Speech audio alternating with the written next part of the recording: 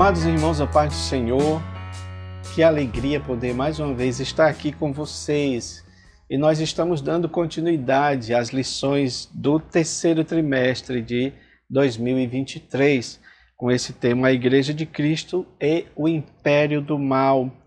Nós estamos, portanto, na lição de número 9, que você pode acompanhar aí pela capa, não é, da nossa lição, que tem esse título, Uma Visão Bíblica do Corpo. E já apresentamos para os irmãos também o nosso gráfico, que é o esboço de toda a lição, né? Então, nós temos aí o título da lição, uma ilustração referente, né? Uma ilustração que tem a ver com a questão do corpo, voltado para a Bíblia, para o que a Bíblia diz, né? E nós temos as divisões, né? O textual diz, mas o corpo não é para prostituição, senão para o Senhor, e o Senhor para o corpo. 1 Coríntios 6, 13b. A verdade prática diz, o corpo é o templo do Espírito Santo e por isso deve ser conservado em santificação até a volta de Cristo, tá bom? É assim que diz a palavra do Senhor. O nosso gráfico esboço ele está dividido em 3 pontos. A criação do ser humano, a visão bíblica do corpo, a visão secular do corpo, tá bom? Cada um desses tópicos tem os seus subpontos também, que são importantes, nós vamos abordar todos eles. Leitura bíblica em classe está em 1 Coríntios capítulo 6, versículo 12 a 20, tá bom? Meus amados, vamos aqui para o nosso tópico primeiro, que fala sobre a criação do ser humano. Nós já abordamos isso em outras lições anteriores, mas aqui novamente o assunto é trazido para que a gente possa falar mais a respeito dele, né? Porque aqui está falando da origem da raça humana. É claro que nós não acreditamos na ideia do evolucionismo, que o homem veio de uma explosão, né? Aquela explosão criou vários outros seres, até chegar no macaco, e do macaco foi evoluindo até chegar onde nós estamos. Inclusive tem um gráfico que fala sobre isso, né? Sobre a questão da evolução, da teoria da evolução, nós colocamos no nosso grupo, né? Mas nós acreditamos no relato bíblico que o homem, né? O Adão, que veio de Adamar, ou seja, aquele que veio do pó, né? O pó úmido, como diz aqui, né? Então, nós fomos uma criação de Deus feita a partir do pó da terra, não é? Depois de feita esse boneco, digamos assim, da terra, Deus sopra nas narinas e dá o fôlego de vida, não é? O fôlego de vida, que é exatamente aquilo que nos identifica com Deus. Nós não acreditamos que é apenas o ar que respiramos, mas sim algo muito maior, porque a Bíblia diz que a partir daí o homem foi feito alma vivente, mas é a alma vivente em decorrência do sopro que Deus fez no homem, né? É interessante, meus irmãos, para a gente trabalhar mais essa ideia, o texto de Zacarias 12:1, que eu já citei aqui para os irmãos, mas é importante que a gente sempre fale sobre ele, que diz que Deus forma, Deus cria o espírito do homem no homem. Então, até mesmo quando há a fecundação, no momento, nós já estudamos sobre isso, no momento da fecundação, Deus está ali formando o espírito do homem no homem, né? Por isso que nós acreditamos que se um dia essa tal da clonagem humana tiver efeito, tiver algum sucesso, só vai ter se houver este espírito do homem no homem, tá bom? Meus amados, a gente pode comparar isso com uma lâmpada, né? A lâmpada é o objeto, e aí a gente faz uma analogia com o corpo, né? O espírito seria essa energia que faz com que a lâmpada tenha o seu propósito, né? Aquela questão que a gente falou do telos, da teleologia, do propósito. O propósito de uma lâmpada é iluminar, né? Então, o corpo humano, ele só o homem, a sua constituição, ele é completo quando esses elementos estão juntos, né? Aí nós entramos aqui para o ponto, subponto 2, que fala da constituição do ser humano, né? Há uma pequena discordância em alguns autores, porque a maioria, uma boa parte, né, principalmente a assembleiana, acredita sim na tricotomia, o homem, corpo, alma e espírito, sendo que o homem, enquanto alma e espírito, seria a parte do homem interior. A parte exterior é exatamente a parte da carne, a parte do corpo, aquela parte que é visível, tá bom?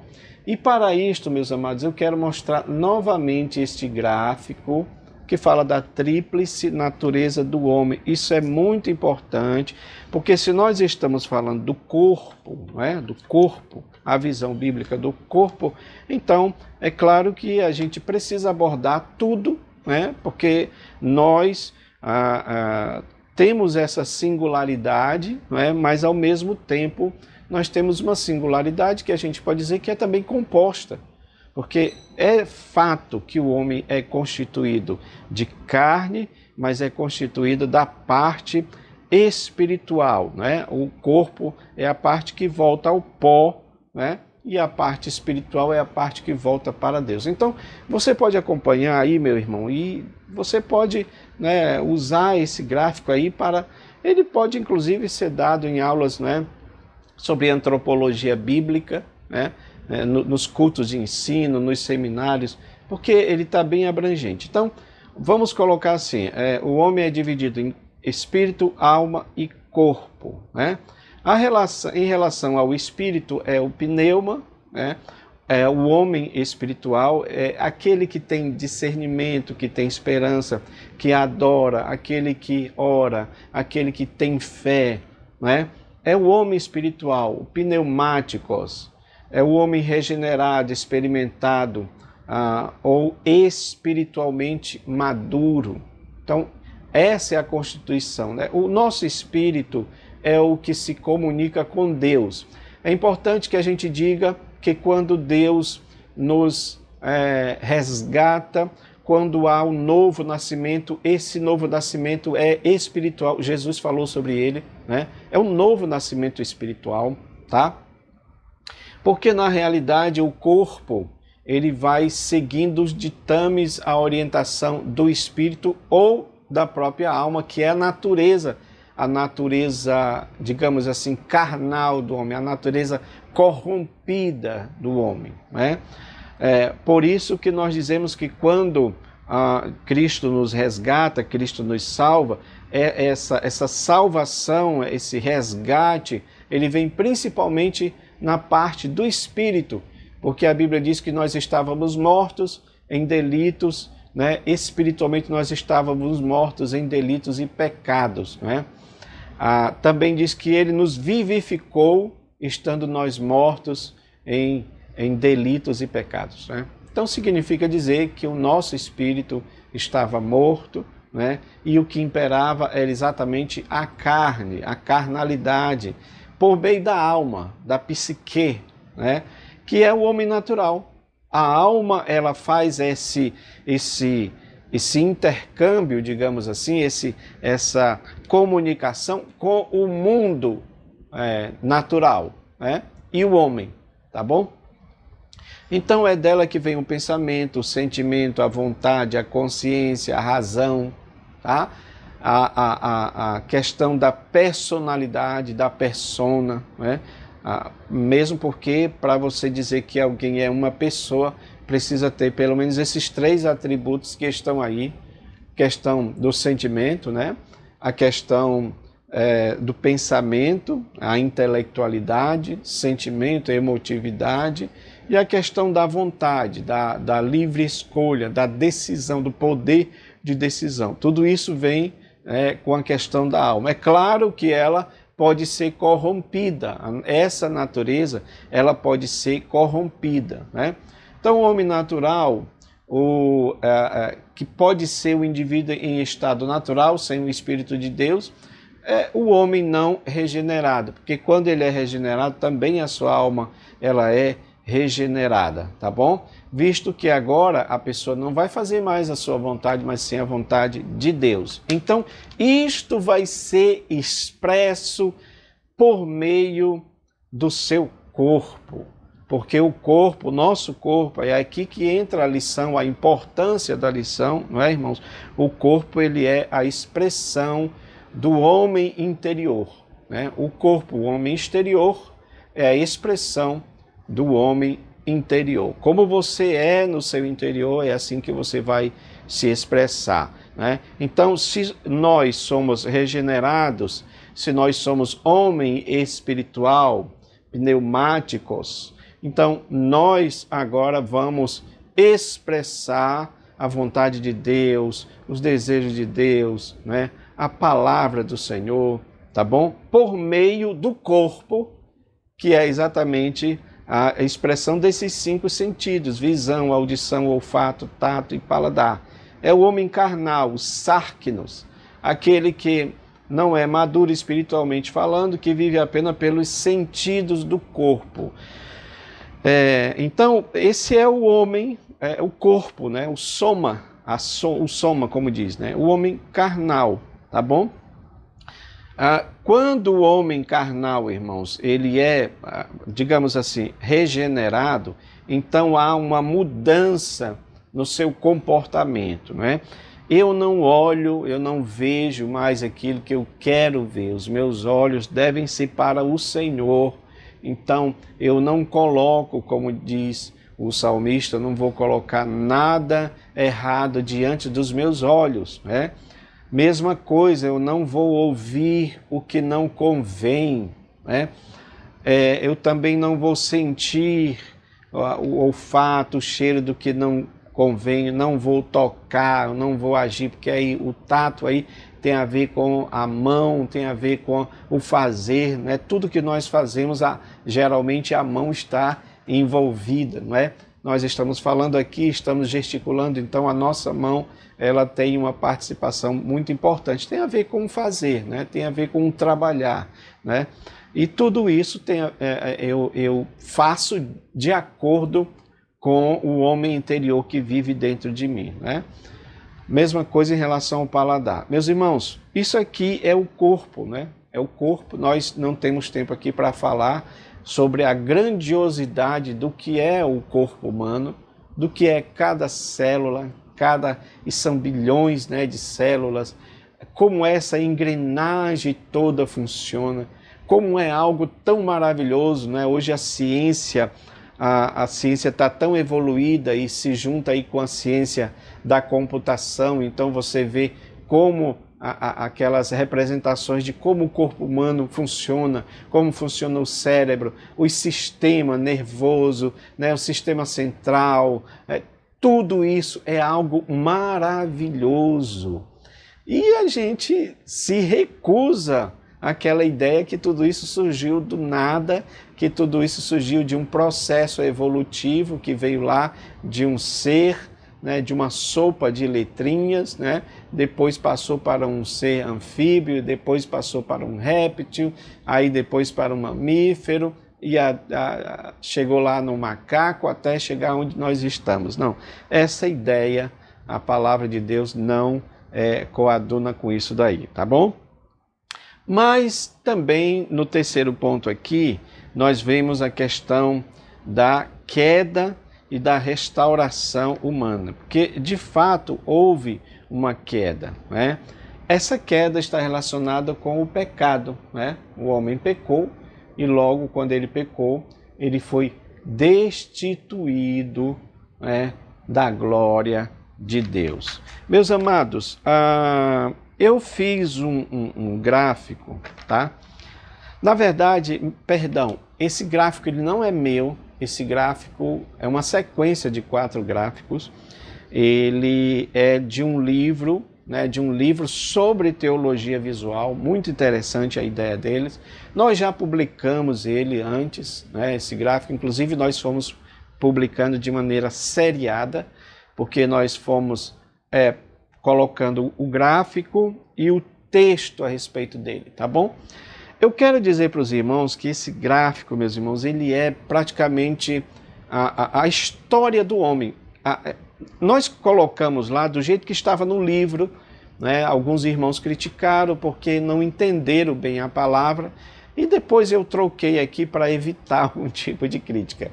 Lá no livro estava o drama de Deus, né? Porque ele está contando a história do que Deus fez, da sua criação, e como esta criação, especialmente pelo homem, ela caiu, ela pecou, ela se corrompeu, né? Mas aí depois houve a redenção, porque são 4 atos, né? Então está falando da queda, da redenção do homem, até a redenção do homem, né? Então ele é muito interessante. Antes dele eu quero só falar para os irmãos que um dos efeitos da queda está relacionado com o medo. Antes o homem não tinha medo, né? Antes de pecar, o homem não conhecia o que era medo. Quando ele pecou, ele ficou com medo de se apresentar a Deus, quando Deus se apresenta ali, né, no jardim, e o homem se esconde, né? Outro efeito da queda é a corrupção da natureza humana. Ele ficou corrompido pelo pecado. E ele procura, inclusive, uma forma de esconder o seu pecado, que é exatamente fazendo uma espécie ali de avental para eles mesmos, né? Se esconderem, tá? Porque ele ficou com medo, exatamente porque a natureza humana ficou corrompida, tá? Pelo pecado. Por causa disso, tanto o homem, né, ficou amaldiçoado pelo pecado, a maldição do pecado atingiu o homem, e não só o homem, como também a terra. Maldita é a terra por tua causa, disse o Senhor, né? E aí veio a morte, como consequência, como efeito da queda, do pecado, e o pior de todos esses, meus irmãos, a expulsão da presença de Deus. Porque nós entendemos que quando Deus sopra, né, é como se fosse um componente divino no homem. Não está tornando o homem divino como alguns querem dizer aí, né? O homem não é um pequeno Deus, como diz aí determinado pregador. Não, mas ele tem um componente divino. A gente não pode negar isso, né? Esse componente divino, ele, que é a imagem de Deus, ficou corrompida dentro do homem, né? O homem ficou corrompido, né? E o pior desses efeitos da queda foi exatamente a expulsão da presença de Deus. Agora o homem vai viver longe de Deus. Por isso que entra, meus irmãos, esse gráfico aí que eu quero mostrar para vocês, e aí a gente passa já para o segundo ponto, tá? O segundo tópico, que fala a visão bíblica do corpo, tá? Nós já falamos sobre a questão, né, da criação do corpo, né? Mas aqui, dentro desse gráfico e dentro do que está na nossa lição, nós já explicamos esses 4 atos que fala da história do homem. Então você tem aí, por exemplo, o ato 1, que é a criação, né? Deus é o Criador. No princípio, Deus criou os céus e a terra. Então, o princípio começa com Deus. Foi Deus quem criou, né? É assim que nós acreditamos. Então somos sim criacionistas, acreditamos na criação de Deus. Não é nada como esses teólogos aí neoliberais querem dizer, que é apenas uma fábula para contar alguma coisa. Não tem sentido isso, porque se teve um início, esse início necessariamente precisava ser literal. Ou então explique como é que foi que aconteceu, se não foi literal. Porque a história do macaco também não tem como nós acreditarmos nisso, né? Não tem como nós aceitarmos essa ideia, tá bom? Então, Deus é o Criador e assim o homem foi feito, né, à sua imagem e semelhança. Está aqui, né, escrito, e disse Deus, façamos o homem conforme a nossa imagem e a nossa semelhança, tá bom? Imagem e semelhança, nós já estudamos sobre isso daí, né? A imago Dei, a imagem de Deus no homem, atributos morais de Deus, né? Isso é inerente a todo ser humano. Às vezes você vê uma pessoa que nem cristã é, né? Que às vezes é até um ateu, mas ele tem atitudes que são mais cristãs do que muitos cristãos. Isto não quer dizer salvação, mas quer dizer a imagem de Deus naquele indivíduo. É importante que a gente diga o que é a imagem de Deus, tá bom? E tudo era bom, né? Tudo era bom. A própria palavra de Deus diz que ele criou tudo e tudo era bom, porque esse bom aqui tem o sentido de perfeição. Perfeição para Deus, meus irmãos, para a gente tentar entender isso daí, é algo que você não precisa fazer nada a mais, né? Vamos colocar um exemplo, né? Um exemplo meu, do meu trabalho. Eu faço um desenho, eu construo ali um desenho, eu vou olhando e vou vendo que ele não está bom, então eu vou apagando, eu vou refazendo, apagando de novo, refazendo de novo, apagando, refazendo, e porque não está perfeito. Mas Deus, o bom para Deus é a perfeição, porque Ele fez perfeito. A palavra de Deus mesmo diz, né? Deus criou o homem perfeito, porém ele se meteu em muitas invenções. Então essas outras coisas, a questão da queda, foi exatamente pelo próprio pecado do homem. Então o homem foi criado, irmãos, e aqui há um motivo, tá bom, professor? Professor, essa parte é muito importante. Temos também um texto que fala sobre isso, tá? Por que que Deus nos criou? Aí a Bíblia responde, foi para o louvor da sua glória. É verdade isso. A palavra de Deus fala sobre isso. Eu quero apenas acrescentar que tem um elemento muito importante na criação de Deus. Porque, meus irmãos, se você parar para pensar, Deus não tinha motivo ou não tinha por que nos criar. Ele já tinha feito os anjos, né? E estava tudo perfeito. Mas o que foi que aconteceu então, meus irmãos? Por que que Deus tinha que nos criar?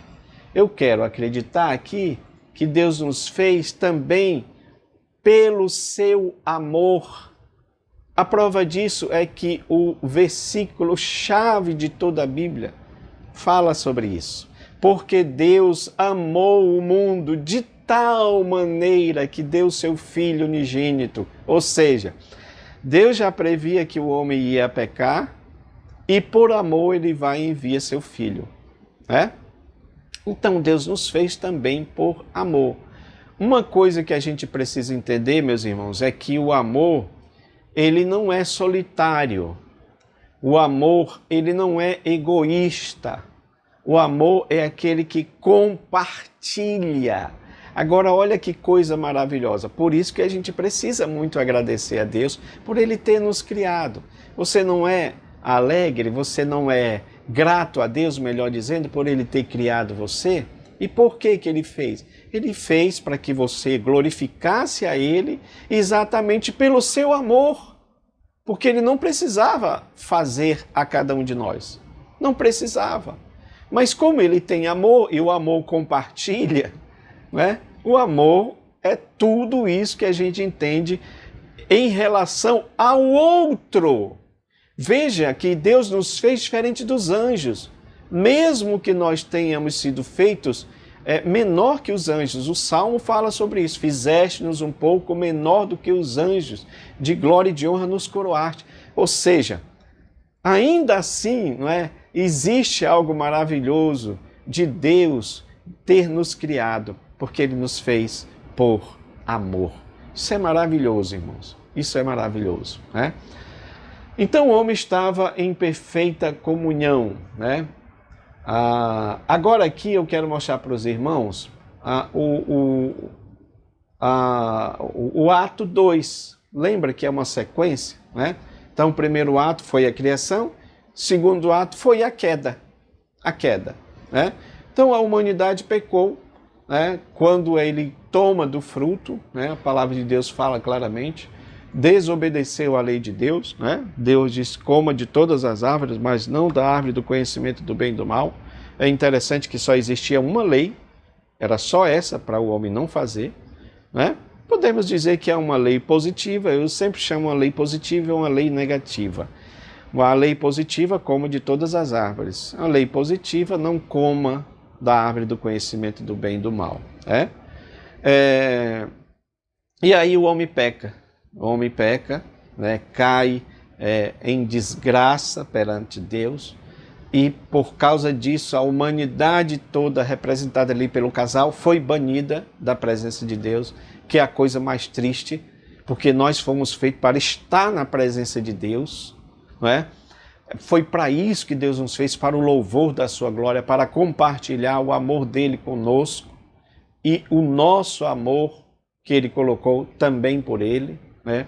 Mas aí a humanidade foi banida. Gênesis 3, 23, né? Eles foram lançados para fora do jardim, aquele jardim que era um lugar de comunhão, que era uma igreja, digamos assim, um templo de adoração a Deus, né?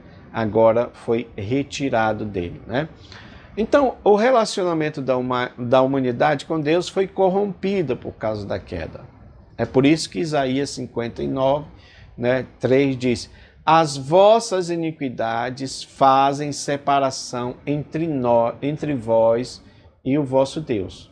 Os vossos pecados encobrem o seu rosto de vós, para que não vos ouça, né? Na verdade é Isaías 59, 2, tá bom? Então, os nossos pecados nos separam de Deus, porque Deus é santo, Deus é puro, Deus é justo, não compactua com o mal, né? A humanidade e a terra passa então a viver por ou sob maldição, que foi aquilo que nós falamos.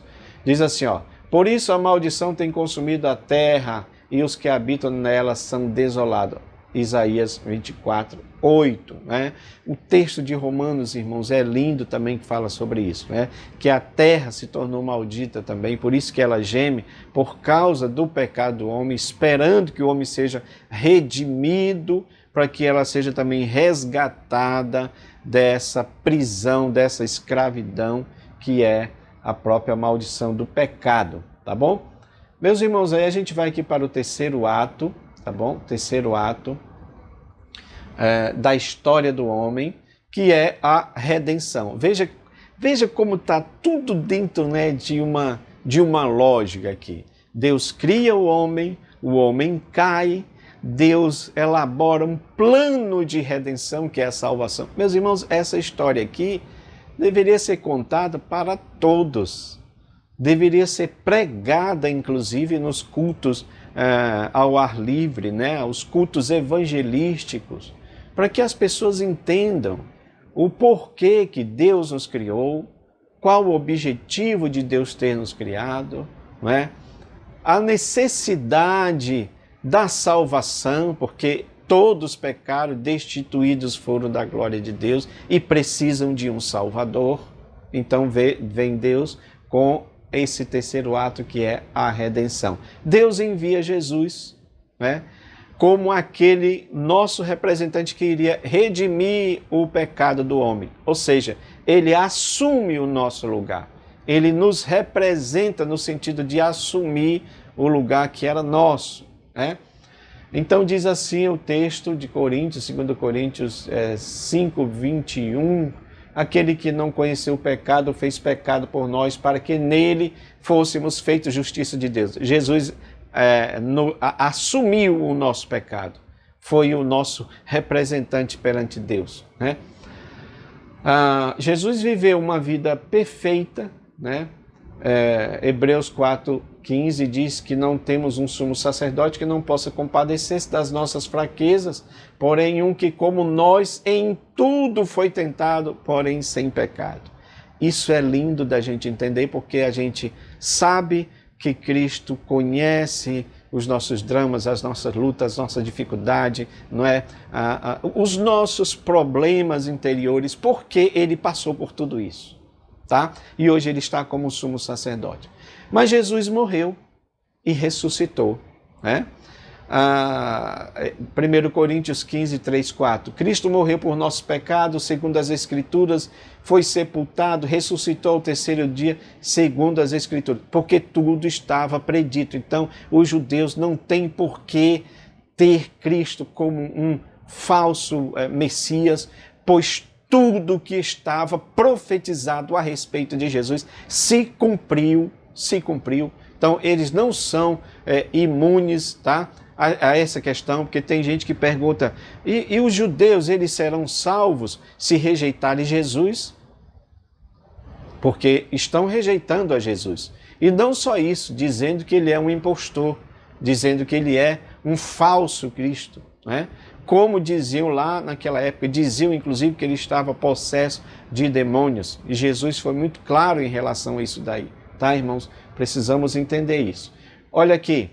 Nós fomos redimidos através do novo nascimento, né, da morte e ressurreição de Cristo. Ou seja, Cristo morreu por nós, esta morte de Cristo e a ressurreição de Cristo, porque se ele ficasse morto não adiantaria de nada. Qual é a esperança que a gente teria de ressuscitar se Cristo não fosse a primícia dos que dormem? Então ele morreu, ele ressuscitou, e com a sua ressurreição, ele pôde cumprir aquilo que ele disse para os discípulos: quando eu for levantado da terra, atrairei muitos para mim. Glória a Deus por isso. Essa atração, ela vai ser mais real. Por isso que eu gosto daquele hino, né, que fala: a força que atrai a mim é forte, não vacilarei. Ouvindo eu Jesus chamar, responderei, porque nós vamos e somos atraídos para Cristo por meio da sua morte, por meio da sua ressurreição, que opera em nós o novo nascimento, né? E nos faz voltar, né, a nossa comunhão com Deus. Efésios 1:7 diz: em quem temos a redenção pelo sangue, a remissão das ofensas, segundo as riquezas da sua graça. Né? Então, através do sangue de Cristo, nós temos o perdão dos nossos pecados, e uma coisa interessante, ele nos faz novo. Né?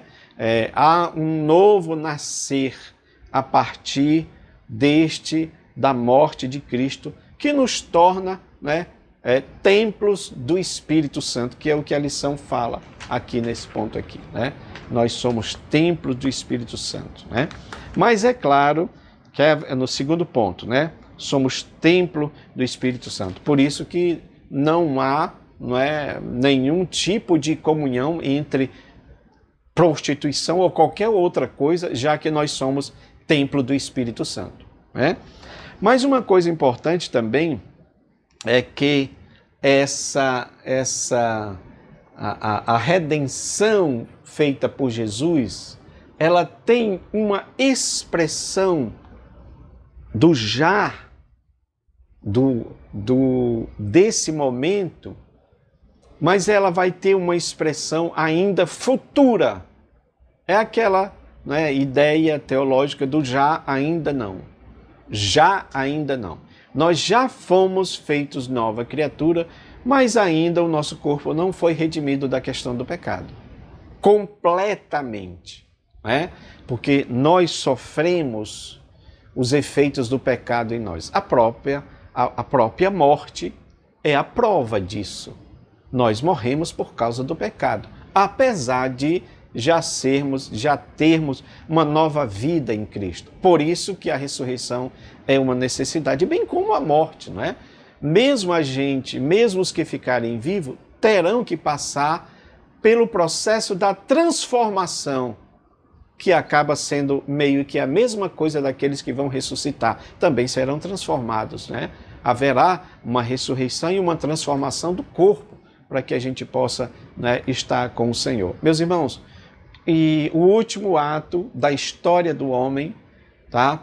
é a nova criação. Essa nova criação se relaciona com aquilo que nós falamos de Romanos 8.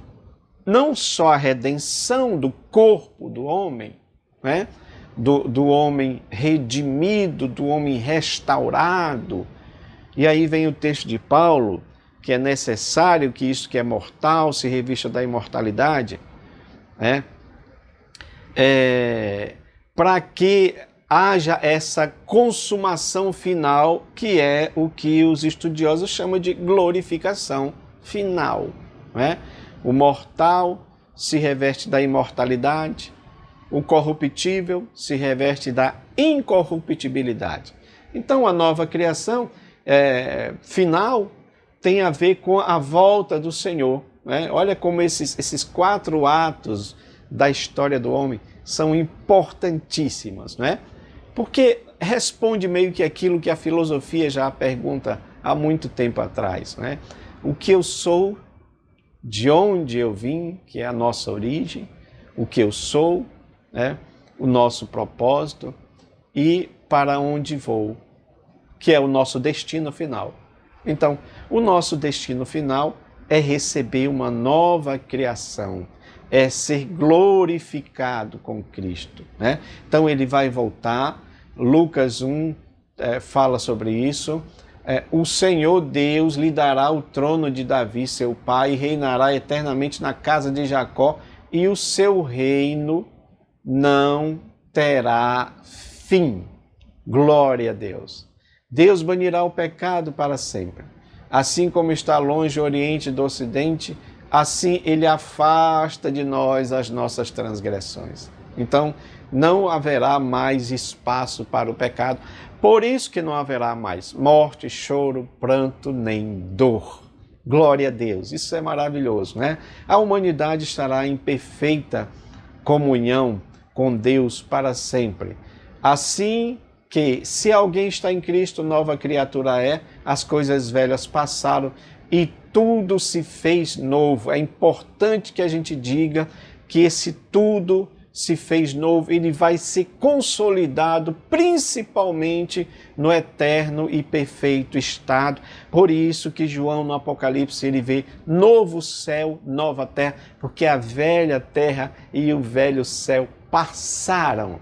Isso é maravilhoso. Jesus ele falou sobre isso, né? Vocês estão vendo o céu para os discípulos, né? Vocês estão vendo a terra, tudo isso aí vai passar. Mas as minhas palavras não vão de passar. E é interessante, meus irmãos, que João, ele tem a visão do cumprimento desta profecia que Jesus fala, em relação ao céu que vai passar, em relação à terra que vai passar. João vê um novo céu, João vê uma nova terra, provando com isto que a palavra do Senhor Jesus é verdadeira. Glória a Deus, glória a Deus. Eu me empolgo com isso, sabe, irmãos, mas é uma empolgação santa, porque é nisto que eu creio. Ou eu creio nisso, ou eu vou ser um desgraçado, miserável, pobre, cego e nu, que eu não vou acreditar na palavra do Senhor, não é? Os teólogos liberais é que dão uma resposta para o que vai acontecer no final, porque se não for assim, o que vai acontecer? Não cabe na nossa cabeça o morreu, acabou. Não tem como isso. A Bíblia diz que Deus coloca no homem o desejo pela eternidade. Dentro de nós tem um desejo pela eternidade. Mas a resposta melhor é o que está na palavra de Deus, não é? E não nessas pseudo-teologias, tá bom? Para encerrar aqui, a vida e os relacionamentos serão para sempre como Deus desejou. Então, esse ponto aqui é muito importante, né? Deus vai fazer tudo novo, nova vida, né? Novo nome, né? Gente, é tudo novo.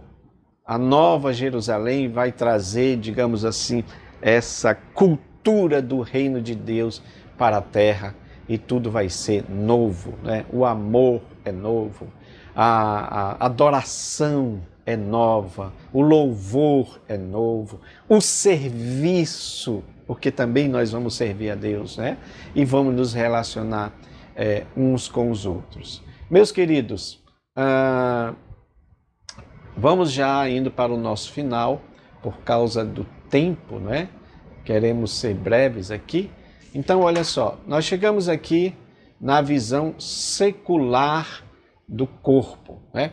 E aqui tem algumas coisas que são importantes nós falarmos, né? O nosso comentarista coloca aqui duas ideias, que é o hedonismo e o narcisismo, tá? Meus amados, esses dois gráficos estão falando sobre o hedonismo, né? Gente, o hedonismo tem a ver com a questão dos prazeres, tá? Dos prazeres, né? Os prazeres da carne, né? Embora eu quero dizer para vocês que Deus não nos fez para sofrer. Então, a questão de sentir prazer, sentir alegria, não está errada, tá bom? Eu coloquei aqui um pensamento, ó, Deus não nos fez para o sofrimento, porque o céu é um lugar de gozo, de paz, de alegria. No Espírito eu acabei de falar para os irmãos. Então, essa ideia do prazer não está errada. Só que vocês sabem que o adversário de nossas almas, ele distorceu muitas coisas que Deus fez. Então, o hedonismo é exatamente isso, olha. É um termo que vem da palavra hedon, que quer dizer prazer, né? Mas ele também vem da mitologia grega, por causa da deusa Edoné, né? Que simboliza o prazer. E aí você tem os vários tipos de hedonismo, eu não vou entrar em todos os detalhes aqui por causa do tempo, meus irmãos, mas peguem esses gráficos, né? Tem o hedonismo serenaico, né? O hedonismo epicurista, né? De Epicuro, que ele falava sobre isso, tá? Associava o prazer às ideias de equilíbrio, porque enquanto esse Cirene aqui, esse Aristipo, né, de Cirene, ele achava que o prazer, né, era a única fonte de vida e você tinha que buscar o prazer, não importa o que você fizesse, você tinha que fazer isso para diminuir a dor e o sofrimento, então você tinha que, buscar o prazer a todo custo. Já o Epicuro, ele tem essa ideia do prazer mais equilibrado, né? Teria que haver mais um equilíbrio, né? É o que fala. Aí você tem o hedonismo utilitarista, que são vários filósofos que falam a respeito disso, que se baseia na razão, visando o máximo bem-estar, né? A ideia deles é essa, tá? Aí você tem o hedonismo ético, o hedonismo psicológico, e a visão hedonista da atualidade. Qual é a visão hedonista da atualidade? Passou a ser associada aos comportamentos individualizados e voltados para a realização de prazeres passageiros. Esse ponto aqui que eu gostaria de pegar, porque tem a ver com o que Jesus falou, tá bom? O que Jesus falou em relação aos fins dos tempos? Ele comparou com o tempo de Noé, onde o homem comia, bebia, casava e dava-se em casamento. Ou seja, o homem faz exatamente isso daqui que está sendo dito. É um comportamento completamente carnal e passageiro. Você pode dizer assim, mas irmão, o que está errado em comer? O que está errado em beber? O que está errado em casar? Não tem errado nada disso. O que tem errado é, primeiro, prioridade, dar prioridade só a isto, tá? Tanto é que tem uma parábola de Jesus que fala sobre isso, né? A parábola daquele homem que convidou para o grande banquete e sempre alguém disse, olha, eu comprei uma vaca, eu vou casar. Veja que está relacionado a isso aqui que Jesus falou. Porque, de fato, o pensamento desta era é focar tudo nessas coisas. Só no que é material, né? Então, são a busca por prazeres terrenos. Porque isto, meus irmãos, é isso que precisa ficar claro. Isto causa indiferença pela eternidade. Então, nesse sentido, ninguém quer saber das coisas de Deus. Porque o hedônico, a pessoa hedônica, ela traz tudo para si. Ela traz tudo para o prazer.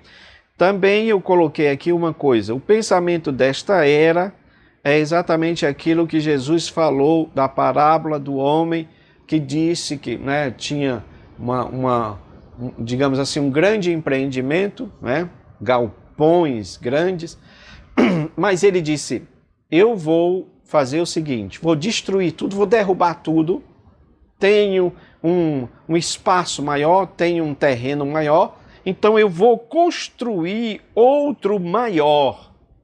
Ou seja, eu vou conquistar tudo e depois de conquistar tudo, depois de construir tudo, eu vou dizer para a minha alma, olha, tu tens um futuro garantido, não te preocupa com nada com isso. Então, descansa, come, bebe e te diverte. Na linguagem de hoje fala sobre isso. Lucas 12, 19, 45. Irmãos, é exatamente esse tempo que nós estamos vivendo, né? Paulo fala em relação a isso que hoje o Deus dos homens é as entranhas, né? É o seu estômago, porque ele está preocupado só com as coisas terrenais, enquanto Paulo diz que a nossa cidadania está nos céus. Meus irmãos, eu preciso adiantar aqui por causa do tempo, tá bom? Também é falado aqui a respeito do narcisismo, irmãos. Outro gráfico aqui muito interessante. Eu preciso também falar sobre isso, porque isso é outra realidade no nosso meio, inclusive dentro do meio evangélico, né? Então, a ideia do narcisista é aquela pessoa que se exalta, não é? Que se gaba das suas coisas, né? Inclusive, nós temos aqui falando sobre os tipos, né? As características, ou seja, a pessoa que se sente única e especial, né? A pessoa que faz tudo para conseguir os benefícios, a pessoa que se auto-admira, não é? Ela é como se fosse o seu próprio Deus, né? Ela ama se ver no espelho e tem uma autoestima elevadíssima a respeito disso, coisa que a palavra de Deus diz que é para a gente ter cuidado em relação a isso, né? Que a palavra de Deus diz claramente, olha, aquele que se exalta será humilhado, Mateus 23, 12. A palavra de Deus diz que Deus resiste aos soberbos, aos exaltados, mas dá graça aos humildes. Tiago 4, 6, 1 Pedro 5, 5 e 6, né? Jesus diz, falando sobre isso, que a pessoa precisa ser humilde como criança para entrar no reino dos céus. Mateus 18, 4, né? Provérbios 16, 18 diz que o orgulho vem antes da destruição. O orgulho vem antes da destruição. Então, o narcisista é aquele que tem aquela grandiosidade, aquela ideia superior às demais pessoas, a valorização dos seus conhecimentos e qualidades em detrimento dos demais, né?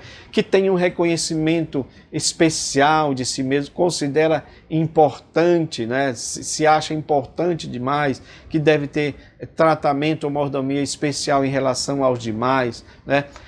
Que tem sucesso ilimitado. As condutas, né, são motivadas por sentimento de poder, sucesso, fama, porque ele quer atingir os objetivos utópicos, que é exatamente essa ideia do homem aqui que disse isso, né, da parábola, que iria derrubar, construir maior, conquistar tudo, achar que tinha um futuro garantido e depois dizer para a sua alma, descansa, bebe e dorme. Ou seja, preocupação com a eternidade, zero. Nada disso. Outra coisa também que nós abordamos aqui na lição é a questão da erotização e libertinagem, tá? Meus irmãos, quando a gente estuda sobre erotização, você vê principalmente esse fenômeno acontecendo no meio infantil, tá? A erotização infantil, através de filmes, de tendências, de modas, né? E alguns dizem que isso é preocupante porque alimenta o próprio feitiço para a pedofilia, tá bom? Lembrando também, meus irmãos, eu sei que é complicado falar isso, mas é necessário dizer que existe também a erotização dentro da igreja. Isso acontece porque houve um relaxamento em relação à doutrina, ou melhor, a doutrina da santidade, porque alguém diz, usos e costumes não é doutrina, mas você pode entender que usos e costumes está dentro da doutrina da santidade. Então, por haver esse relaxamento, hoje as pessoas andam como querem dentro da igreja, tá bom? Isso é preocupante também. Você deve ver as imagens aí que mostram exatamente como isso está acontecendo dentro da igreja, e isso também vai fomentar a questão da pornografia, né? A questão da libertinagem. Por isso que a gente está vendo aí muitos casos escandalosos, né, de adultério, de fornicação dentro da igreja, né? Há pesquisas que falam sobre isso, dos nossos jovens, né? A maioria deles já tem uma vida sexual ativa, e eu não estou falando de jovens que eram do mundo, né, digamos assim, depois aceitaram Jesus. Nós estamos falando de jovens que cresceram, nasceram na igreja, né, mas já aderiram a esse apelo da erotização, né, da sexualidade precoce, porque aí entra a questão também da pornografia, né? A pornografia é isso que está falando na nossa lição, no texto áureo, né? A pornografia visual é um problema, porque antes, se você tinha uma pornografia restrita a revistas, hoje você tem a internet para potencializar isso, e dizem os estudiosos que a pornografia é o segundo mercado mais vantajoso que tem. O primeiro é as drogas e o segundo é a pornografia. Há pesquisas também que mostram, meus irmãos, que até mesmo pastores americanos, não é, estão viciados mesmo em pornografia, tendo que procurar até clínicas especializadas para vencer esse vício. Meus irmãos, o tempo que nós estamos vivendo é difícil. Eu espero que essa lição, eu tive que correr aqui por causa do tempo, eu não quero enfadar os irmãos, mas na nossa classe, eu acredito na classe de vocês, geralmente é 60 minutos, não é? É 1 hora. E eu sei que aqui há um problema, porque quando as pessoas olham para o vídeo, né, tem pregadores aí, ensinadores fazendo vídeo em 20, 25 minutos, né? Mas como a gente mostra muito gráfico, tem muito conteúdo para mostrar, o tempo acaba indo.